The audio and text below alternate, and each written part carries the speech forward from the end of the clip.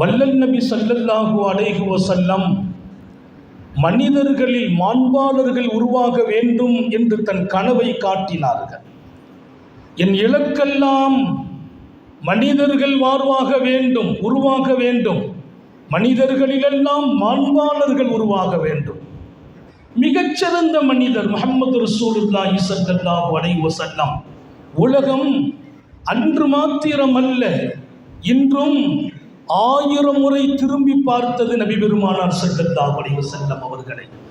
எத்தனை வார்த்தைக்கு வல்லல், மிகச்சிறந்த பண்பாளர், சொல்லாளர் மாத்திரமல்ல, தன் மொத்த வாழ்க்கையையும் மக்கள் மன்றத்தில் முகவரிப்படுத்தியவர்கள்.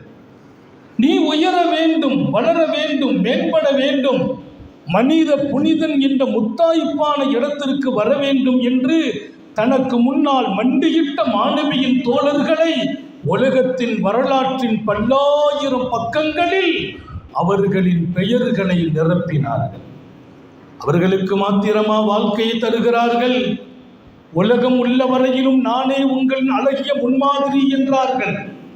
இங்கே நிரம்ப இருக்கிற எல்லோருக்குமாக சொல்வேன், நீங்கள் உலகத்தின் சிகரம் தொட வேண்டும் என்று தன் விருப்பத்தை வெளிப்படுத்திய போதெல்லாம் சுந்தர நபிகள் ஸல்லல்லாஹு அலைஹி வஸல்லம் சொன்ன செய்தி மிக முக்கியமானது. உங்களது சொல்லும் செயலும் மென்மையை காட்டட்டும் என்றார்கள். எங்கு வாழ்கிறீர்கள் என்பது முக்கியமல்ல, யாரோடு கலந்திருக்கிறீர்கள் என்பது முக்கியமல்ல, உங்கள் வீட்டிலும் உங்களை சார்ந்திருப்பவர்களிலும் உங்கள் மென்மை காட்டப்பட வேண்டும் என்றார்கள். உங்கள் சொல் மென்மையாகட்டும் என்றார்கள். கடின பார்வை கூட யாரையும் பார்த்து விடாதீர்கள், அல்லாஹ் நம் எல்லோரையும் பாதுகாப்பானாக. உன் பார்வை கூட இன்னொருவரை மகிழ்விக்க வேண்டும் என்றார்கள். எத்தனை பெரிய தெய்வீக வார்த்தை! உன் பார்வை கூட இன்னொருவரை மகிழ்விக்க வேண்டும், அவர் சந்தோஷப்படும் இடத்தில் உன் பார்வை இருக்கட்டும் என்றார்கள். உன் மனைவி உன்னை கண்டு சந்தோஷப்பட வேண்டும் என்றார்கள். உன் பிள்ளைகள் நீ இருப்பதை அருளாக நினைக்க வேண்டும் என்றார்கள். உன் அண்டை வீட்டார் கூட உன் வாழ்வு வளர வேண்டும் என்று ஆசைப்படும் இடத்தில் நீ வாழ வேண்டும் என்றார். எல்லாம் அல்ல அல்லாஹ் அந்த வாழ்க்கையில் உங்களுக்கும் எனக்கும் நம்முடைய குடும்பத்திற்கும் பங்களிப்பை தருவாராக. ஒரு மஸ்ஜிதை திறந்திருக்கிறோம், இங்கே கூடியிருக்கிறோம். கலைந்து போவது வெறும் கல்போடு அல்ல, இங்கே ரசூலின் வாழ்க்கையை சுமந்து விடைபெற அல்லாஹ் தௌஃபீக் செய்வானாக. நீங்கள் மென்மையாக மாறுங்கள், மென்மை சொற்களுக்கு சொந்தமாகுங்கள். கடின வார்த்தை உங்களை பாதுகாக்காது என்றார்கள். மனிதன் எப்போது மென்மை தடுக்கப்படுவானோ அவன் மென்மையை மாத்திரமா தடுக்கப்பட்டான்? பெருமானார் கேட்கிறார்கள், மையுஹரமுர் ரிஃபுக், மென்மை ஒருவரை விட்டும் பிடுங்கப்பட்டது. அவர் பேச்சில் மென்மை இல்லை, அவர் வாழ்வில் மென்மை இல்லை, பழக்கத்தில் மென்மை இல்லை, பார்வையில் கூட கனிவில்லை. அவர் எடுக்கப்பட்டதும் பிடுங்கப்பட்டதும் மென்மை மாத்திரமா என்று நினைத்தீர்கள்? இல்லை. யுஹரமுல் கைர், அல்லாவின் புறத்திலிருந்து வழங்கப்படும் அத்தனை நற்பாக்கியங்களின் வாசலும் அவரின் மீது இழுத்து மூடப்பட்டது என்றார். உன் சொல்லில் மென்மை இழப்பாயா? உன் செயல் மென்மையை விட்டும் கொஞ்சம் விலகி போகுமா? உன் நடவடிக்கைகளில் மென்மை இல்லாமல் கொஞ்சம் கடினத்தன்மை புறப்படுமா? நன்மைகள் மாத்திரமல்ல, உனக்காக வழங்கப்படுகிற அருள்களின் வாசல்களை கூட அல்லாஹ் இழுத்தே தாளிடுவான் என்றார். யுஹரமுல் கைர், நலவுகள் நீ தடுக்கப்படுவாய். நல்லா இருந்த இப்போ ஏன் வாழ்க்கையில் கஷ்டம், நல்லா இருந்த இப்போ ஏன் எனக்கு வருகிற வரவுகள் குறைந்தது, எப்பவும் என் வாசல் விசாலமானது, இப்போ ஏன் மூடப்பட்டது? அல்லாஹ் யாருக்கும் அவனாக மூடுவதில்லை, உன் நடவடிக்கையை காரணமாக்கி மூடுவான் என்றார். காரணம் நீ என்றார்கள். குற்றம் பிடிக்கப்படும் இடத்தில் அல்லாஹ்வை ஆக்காதே என்றார்கள். இங்கே நான் தெளிவாக சரியாக சொல்வேன், மென்மையாளர்களாக மாறுங்கள். எல்லோரிடத்திலும் உங்கள் நண்பர்களாக, மூமினாகட்டும், சகோதர மதத்தவர்களாகட்டும், நீங்கள் பழகுகிறவர்கள் யாராகட்டும், உங்கள் மனைவியிடத்தில் கூட கடினமான பார்வையை கூட காட்டாதீர்கள். இன்னைக்கெல்லாம் வீட்டில் பல பேர் நல்ல தன்மையை இழந்தே போய்விட்டார்கள். வெளியிலே நல்ல தன்மையை தக்க வைத்த பல பேர் குடும்பத்தில் அதில் அவர்கள் கொஞ்சமும் இடம்பெறவில்லை. கொஞ்சம் கடினமாகவே பிள்ளைகளோடு, தன் பெற்றோர்களோடு, தன் உறவுகளோடு நடப்பவர்களை நான் எச்சரிக்கையாகவும் இன்னொரு பக்கம் கனிவோடும் ஞாபகப்படுத்துவேன். நன்மைகளின் அருள்களின் வாசல்கள் இழுத்து மூடப்பட காரணமாக வேண்டாம். இரண்டாவது சொல்கிறார்கள், நீ மனித புனிதனாக வேண்டுமா? மனித உலகம் இருக்கும்போது மாத்திரமல்ல, உன் மண்ணறைக்கு பின்னாலும் மண்ணிலும் நீ தொடங்க வேண்டும், விண்ணிலும் தொடங்க வேண்டுமா? சிரித்த முகம் உன் வாழ்க்கையாக இருக்கட்டும் என்றார்கள் நபிகள் நாயகம் ஸல்லல்லாஹு அலைஹி வஸல்லம். நீ காணாக்க கூடாதது உன் சிரித்த முகத்தை. எப்போதும் வாழ்க்கையில் துன்பம் இல்லையா? சோதனைகள் கலந்து வரும் காலங்கள் இல்லையா? நெருக்கடிகள் என்னை நோக்கி பயணமாகிற காலங்கள் இல்லையா? இருக்கலாம். சோதனை உனக்கு வரலாம், நெருடல்களும் நெருக்கடிகளும் வரலாம். அதை உன்னை சந்திப்பவர்களுக்கு முன்னால் சிரித்த முகத்தை காணாக்கி வெளிப்படுத்த வேண்டாம் என்றார். உன் சோதனை உனக்கு சொந்தம். உன்னை சந்திப்பவர்களுக்கு முன்னால் உன் குடும்பமாக இருந்தாலும் சிரித்த முகம் இருக்க வேண்டும் என்றார்கள். கொஞ்சம் வேகமாக அவர்கள் நடக்கிற போதும் உன் சிரித்த முகம் இருக்கட்டுமே என்றார்கள். இந்த பாடத்தை சுமந்து தான் வெளியில் போகணும். நான் ஜும்மாவுக்கு எங்கேயும் போகிறதில்லை. காலமெல்லாம் உலகமெல்லாம் அல்லாஹ் போக வைப்பான். ஜும்மா ஊரில் இருக்கணும். நமக்கு ஆசை, நிர்வாகத்துக்கு ஆசை. மரியாதைக்குரிய ரஃபீக் சகோதரர் ஹசன் அலி ஹாஜியார் அவர்கள் இந்த ஜும்மா தாங்க வரணும், நீதி பேரரசர்கள்லாம் வர்றாங்கன்னு சொன்னபோது ஊரில் இருந்து காலையில் ஃபோன், ஜும்மாவுக்கு வருவீங்களா? எல்லாவற்றையும் விட்டு இங்கே வந்தேன். ஒவ்வொரு நிமிடத்திலும் என் ரப்பு என் நாவில் பேசும் வார்த்தை, நாளைய உங்கள் இதயத்தை இருண்டதிலிருந்து வெளிச்சத்தை நோக்கி திறக்க வேண்டும், அல்லாஹ் தௌஃபீக் செய்வாரா. இல்லைன்னா இந்த நேரம் பாக்கியமாகாது. நீண்ட பயணம், அடுத்த நாள் மீண்டும் நீண்ட பயணம் செய்து போய் சேர வேண்டும். இங்கே சொல்கிற வார்த்தை சொந்த வார்த்தை அல்ல. சர்க்காரை ஆலம் ஸல்லல்லாஹு அலைஹி வஸல்லம் தோழர்களை வைத்து உலகத்திற்கே சொன்ன வார்த்தை. அல்லாஹ் திருக்குர்ஆனின் வழியை படித்து தந்த பாடம். இன்னும் சொல்வேன், இந்த நாவு பேசும் சக்தியற்றது, இந்த நாவுக்குள் அவனே பேசுகிறான். வாழுங்கள் என்கிறேன், வாழ்வதற்கு நான் தயாராக வேண்டும் என்கிறேன். வாழ்க்கை என்பது குறிப்பிட்ட காலம். அவன் கொடுத்த அருட்கொடைகளில் எனக்கு கொடுக்கப்பட்ட வாழ்க்கையை விட இன்னொரு அருட்கொடை உண்டுமா? ஒவ்வொரு நிமிடமும் விலை மதிக்க முடியாத நிமிடங்கள். இந்த மருத்துவமனைகளில் ஒரு 5 நிமிஷத்தை பற்றி சொல்லுவாங்க, கோல்டு வினாடிகள். ஒரு 2 நிமிஷம் நீங்கள் லேட்டானால் உயிரை காப்பாற்றிருக்க முடியாது என்று கோல்டு வினாடியாக 1-2 நிமிடத்தை சொல்வார்கள். நான் சொல்வேன், அல்லாஹ் எனக்கு வாழ்க்கைக்காக தந்த ஒவ்வொரு வினாடியும் கோல்டு வினாடிகள். வீணாக்கப்படக்கூடாது, பாதுகாக்கப்பட வேண்டும். எந்த வினாடி என் ரப்பு என்னை தேர்ந்தெடுப்பான் என்று என்னாலையும் அறிய முடியாது. ஒவ்வொரு வினாடியும் கோல்டு வினாடிகள். வாழ்க்கையில் தொலைத்து விடக்கூடாதது பணம் அல்ல, என் வாழ்க்கையும் வாழ்க்கைக்காக தரப்பட்ட அவகாசம். சிரித்த முகம் இருக்கட்டும் என்கிறார்கள். நபி பெருமானார் ஸல்லல்லாஹு அலைஹி வஸல்லம் வீட்டில் இல்லை. ஆயிஷா ரலியல்லாஹு அன்ஹா, அன்னை ஹப்ஸா ரலியல்லாஹு அன்ஹா, நபியின் 2 மனைவியர்கள் நோன்பு வைத்திருக்கிறார்கள். நோன்பு வச்சிருக்கிறாங்க.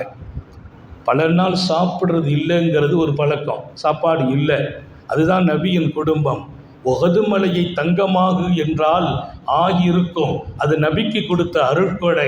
வாழ விரும்பிய வாழ்க்கை, பல நாள் வீட்டில் நெருப்பு எரியாமலும் வாழ்ந்தார்கள். தன் மனைவியர்களையும் வாழ பழக்கினார்கள். அது உலகம் இன்றைக்கும் திரும்பி பார்க்கிற வாழ்க்கை. நோன்பு வைத்திருக்கிறார்கள் அன்னை ஆயிஷா, அன்னை ஹப்ஸா ரலியல்லாஹு அன்ஹுமா. காலை ஒரு 10-11 மணி உணவிலும் பரக்கத்தான ஒரு உணவு அவர்களின் வீட்டுக்கு அன்பளிப்பாக வந்து சேர்ந்தது. எங்கே? அன்னை ஆயிஷா, அன்னை ஹப்ஸா 2 பேரும் இருக்க அன்பளிப்பு மிக உயர்ந்த உணவு வந்திருக்கிறது. 2 பேருக்கும் பசி ஒரு பக்கம். 2 நாள் சாப்பிடவில்லை, உணவே இல்லை. இன்றைக்கு நோன்பு. சாப்பாடை பார்த்த உடனே கைர் அல்ஹம்துலில்லாஹ், உயர்ந்த உணவு வந்திருக்குது.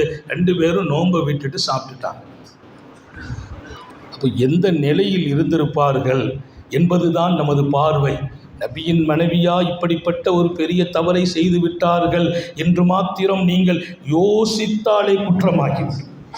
யோசித்தாலே குற்றம். அவர்கள் மாநபியின் அன்பு மனைவிகள். யானிசா அந்நபி லஸ்துன்னகாஹது மினன் நிசா, நபியின் மனைவியர்களே உலகத்தில் உங்களுக்கு நிகர் யாரும் இல்லை என்று அல்லாஹ் சொன்னான். நபியின் மனைவியை பாராட்டி குர்ஆனில் பேசினார். எத்தனை நாள் பசியோடு வாழ்ந்திருக்கிறார்கள் என்பது இங்கே காட்டப்படும். உணவு வந்தது, சுவையான உணவு, ருசியான உணவு. உடனே 2 பேரும் நோன்பை கூட விட்டு விட்டு சாப்பிட்டுட்டாங்க. சாப்பிட்டு முடிக்க கை அலம்பும் போது காரூனிய சீலர் ஸல்லல்லாஹு அலைஹி வஸல்லம் உள்ள வர்றாங்க. நபி பெருமானார் ஸல்லல்லாஹு அலைஹி வஸல்லம் உள்ள வந்தவுடன் ஆயிஷா சொன்னாங்க, கொஞ்சம் பயமும் பிடித்தது எங்களுக்கு. நோன்பு வைத்து விட்டு இப்படி ஒரு காரியத்தை செய்து விட்டோமே, அதுவும் முத்தம நபி ஸல்லல்லாஹு அலைஹி வஸல்லம் உள்ளே வந்து விட்டார்களே.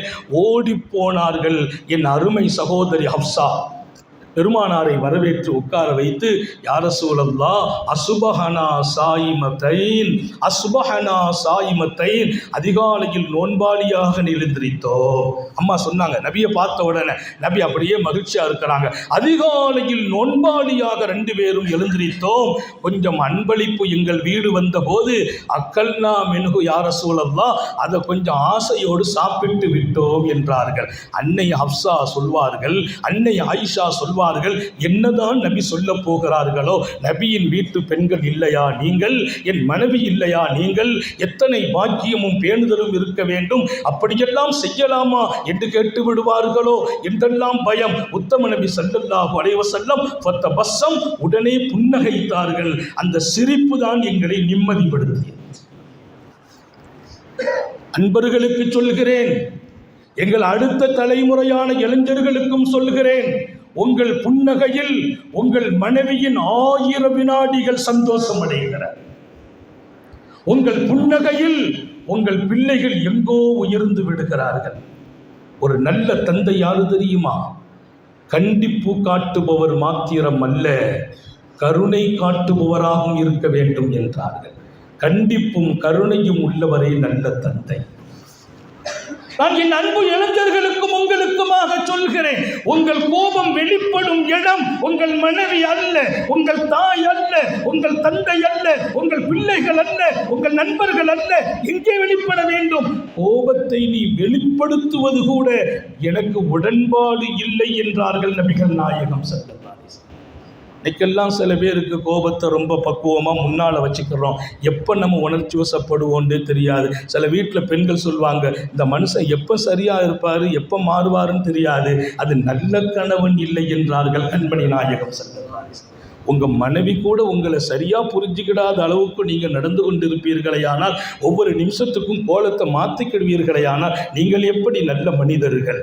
அன்னை ஆயிஷா ரலியல்லாஹு அன்ஹாவை பெருமானார் சொல்வார்கள், அன்னை ஆயிஷா, நீ கோபப்படும் நேரமும் எனக்கு தெரியும், என் மீது நீ அன்பு காட்டும் நேரமும் தெரியும், உனக்குள் கோபம் இருப்பதை நான் உணர்வேன் என்கிறார்கள். ஒரு நபி மனைவியின் குடும்பத்தில் இத்தனை தூரம் உள்ளே போய் வருகிறார்கள் என்றால் காரணம், ஒரு அழகான வாழ்க்கை என்பது என் எதிர்காலத்தை மாத்திரமல்ல, என் ரப்பையும் சந்தோஷப்படுத்தும். சரியான நேரத்திலும் நான் இங்கே நிறைவு செய்ய வேண்டும். சங்கை மிக்கவர்களே, உங்களுக்குள்ளால் சிரித்த முகம் இருக்கட்டும். எம்பெருமான் சிரித்தார்கள், புன்னகைத்தார்கள். புன்னகையை தொடர்ந்து சொன்ன வார்த்தை இதயத்திற்கு ஆறுதல் அளித்தது.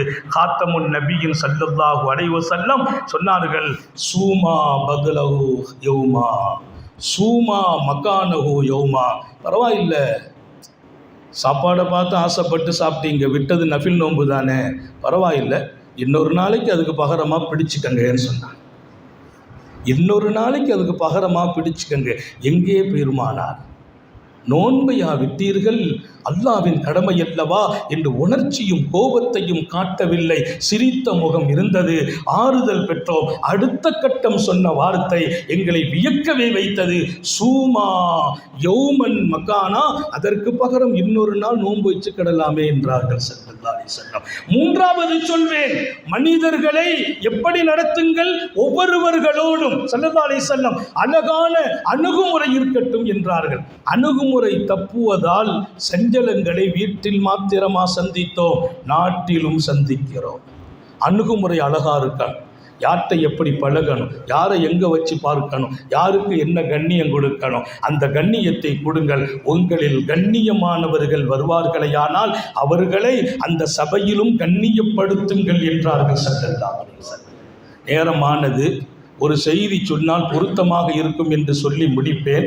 உத்தம நபி ஸல்லல்லாஹு அலைஹி வஸல்லம் மஸ்ஜிதுன் நபவி இருக்கிறார்கள், சஹாபிகள் நிரம்பி இருக்கும் சபை. அந்த நேரம் சமூகத்தில் மதிக்கத்தக்க மாமனிதர் ஜரீர் இப்னு அப்துல்லாஹில் பஜ்லி வருகிறார். ஜரீர் இப்னு அப்துல்லாஹில் பஜ்லி வருகிறார். அவர் வந்து பார்க்கிறார், உள்ளே வருவதற்கு இடமில்லை, மஸ்ஜித் ஃபுல், படிக்கட்டு மட்டும் காலியாக இருக்குது.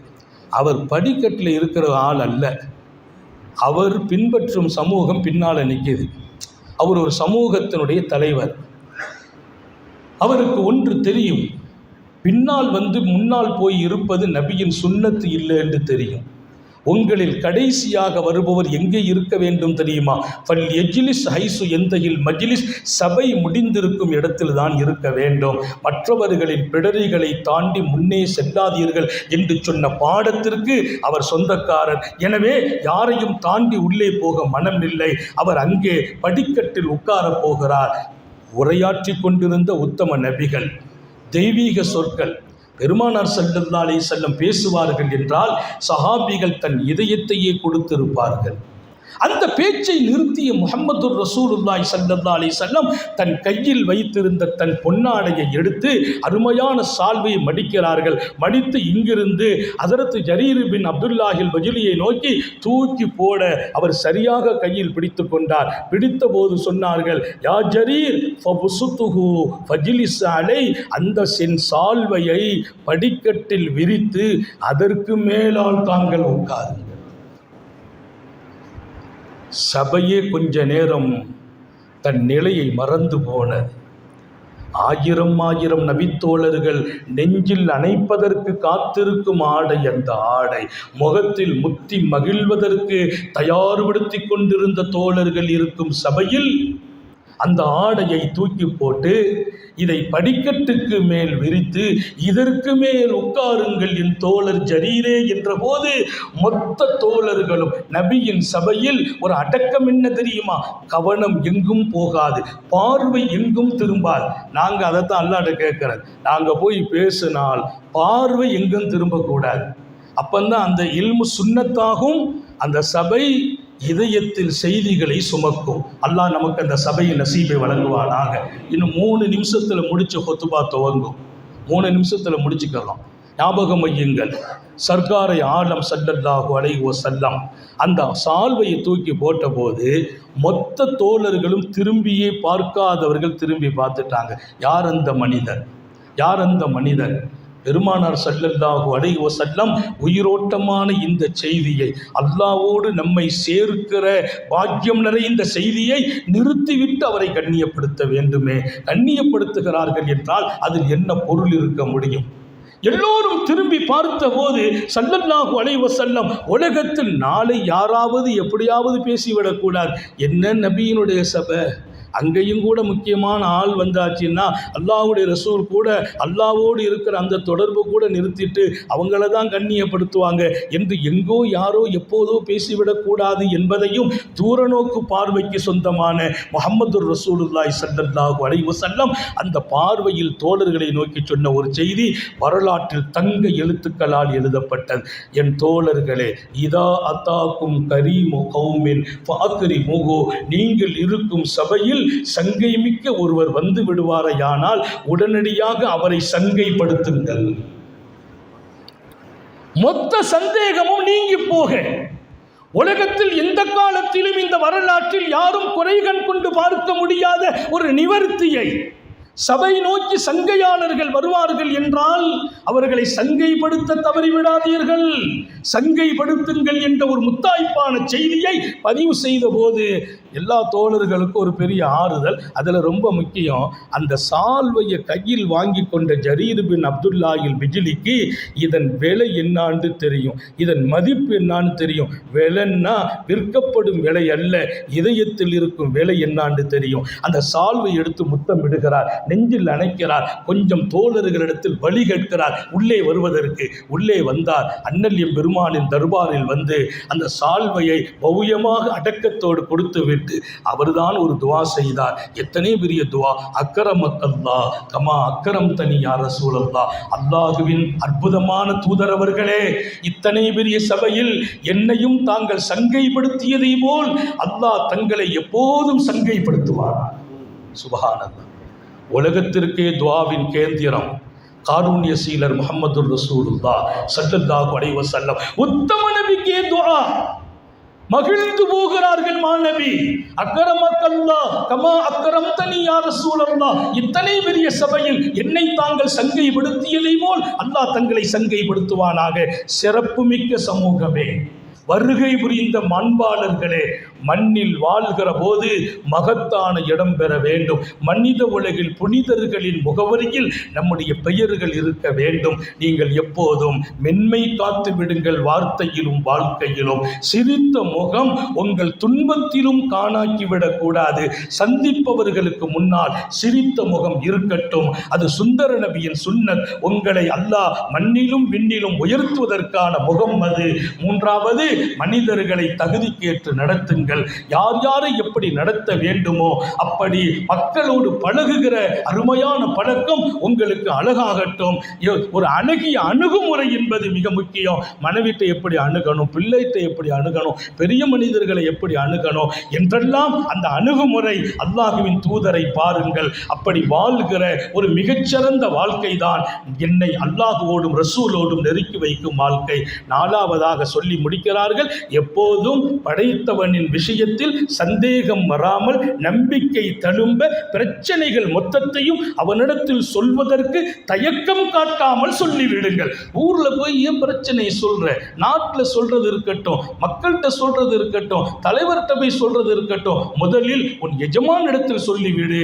உன் பேர் எஜமான், உன்னை படைத்தவன், அவன் சொன்னால் கேட்பவன், இன்னொரு பக்கம் கேட்டதை நிறைவேற்றுபவன். அவன் மீது நம்பிக்கை இதயத்தில் 1000 மடங்கு இருக்கட்டும். கேட்க தவறாதீர்கள், கேட்டால் அவன் கொடுக்க தவறுவதில்லை என்றார்கள் ஸல்லல்லாஹு அலைஹி வஸல்லம். அப்படிப்பட்ட அற்புதமான அழகான வாழ்க்கையை மக்களோடும் ரப்போடும் நாம் பெற்று வாழ்வதற்கு தௌஃபீக் செய்வானாக. சிறப்பான இந்த மஸ்ஜிதை கபூல் செய்வானாக. இதற்கு பாடுபட்டவர்களை பொருந்திக் கொள்வானாக. நமது அருமை தாளாளர் இதற்கு பாடுபட்டு மன்னரை போன பெருமக்கள், அவர்களின் மன்னரையையும் சொர்க்க பூங்காவாக்குவானாக. இன்றும் ₹1 இருந்து 1000 லட்சம் கோடி என்று இதற்காகவும் சமூகத்திற்காகவும் தன்னை அர்ப்பணிக்கிற உயர்ந்த பண்புகளாலும் செயல்களாலும் தங்களை சமூக நிழலில் நிறுத்தி நிற்கிறவர்களுக்கெல்லாம் எல்லாம் வல்ல அல்லாஹ் தன் அருள் மழையில் அவர்களை நனைய வைப்பானாக. ஹயாத்து வரையிலும் படுக்கையில் விழுந்து விடாமல் பாதுகாப்பானாக. யாருக்கும் சுமையாகி விடாமல் பாதுகாப்பானாக. ஆஸ்பத்திரி வாழ்க்கையிலிருந்து பாதுகாப்பானாக. ஆஸ்பத்திரி செலவிலிருந்து நம்மையும் நமது குடும்பத்தையும் பாதுகாப்பானாக. மூச்சு பிரியும் வரையிலும் அவனை நினைத்து நின்று வணங்க தௌஃபீக் செய்வானாக. விடும் மூச்சும் எழும் பேச்சும் அவன் சிந்தனையாக்குவானாக. ஓடும் இரத்தத்திலும் அவன் அன்பு கலந்து ஓட வைப்பானாக. நாம் பெற்ற பிள்ளைகளை கண்குளிர்ச்சியாக்கி வைப்பானாக. நமது பிள்ளைகளின் இல்மிலும் ஈமானிலும் அமலிலும் ரிசுக்கிலும் அல்லாஹ் பரக்கத் செய்வானாக. நமது பிள்ளைகளுக்கு உரிய காலத்தில் பொருத்தமான ஜோடிகளோடு திருமணங்களை நசீபாக்குவானாக. குழந்தை பாக்கியங்களை வழங்குவானாக. கணவன் மனைவியாக இருப்பவர்கள் என்றைக்கும் பிரிந்து விடாமல், ஒருவர் மற்றவரை வெறுத்து விடாமல், குடும்பத்துக்குள்ளேயே மகிழ்ச்சி இல்லாத வாழ்க்கை வாழ்ந்து விடாமல் சொர்க்கத்திலும் மகிழ்ச்சியோடு வாழ தௌஃபீக் செய்வானாக. நீண்ட நெடிய நாட்கள் நோய் நொடிகள் இல்லாமல் உடல் ஆரோக்கியத்தோடு மன நிறைவோடு இன்பத்தோடு அல்லாஹுவை நின்று வணங்கி வழிபட்டு வாழும் நசீபையும் பாக்கியத்தையும் எல்லாம் வல்ல அல்லாஹ் உங்களுக்கும் எனக்கும், நம்மை ஈன்றெடுத்த தாய் தந்தையர்களுக்கும், நமது மனைவி மக்கள் உற்றார் உறவினர் யாவருக்கும் கொடுத்தருள் புரிவானாக. நமது உயிரினும் மேலான கண்மணி ஹாத்தமுன் நபியின் சர்காரே ஆலம் சுந்தர நபிகள் ஸல்லல்லாஹு அலைஹி வஸல்லம் அவர்களை கனவிலும் நனவிலும் கண்டுகளிக்கும் பெரும் பாக்கியத்தை அல்லாஹ் நம் எல்லோருக்கும் கொடுத்தருள் புரிவானாக என்ற நல்ல துஆக்களோடு உங்கள் எல்லோருடைய துஆவையும் ஆதரவைத்து, குறிப்பாக உலமாக்கள் சங்கை மிக்க இங்கே குழுமி இருக்கிற மார்க்க பெருமக்களின் உயிரோட்டமான துஆவை ஆதரவைத்து, நிறைவாக இங்கே தொழுகை நடத்த இருக்கிற நம்மை சங்கை மிக்க சுல்தான் ஹதரத் தாமத் பரக்காத்துகும் அவர்களுக்கும் அவர்களின் துஆவையும் ஆதரவைத்து என் வார்த்தைகளை நிறைவுபடுத்துகிறேன். வாஹிரு தஅவானா அனில் ஹம்துலில்லாஹி ரப்பில் ஆலமீன்.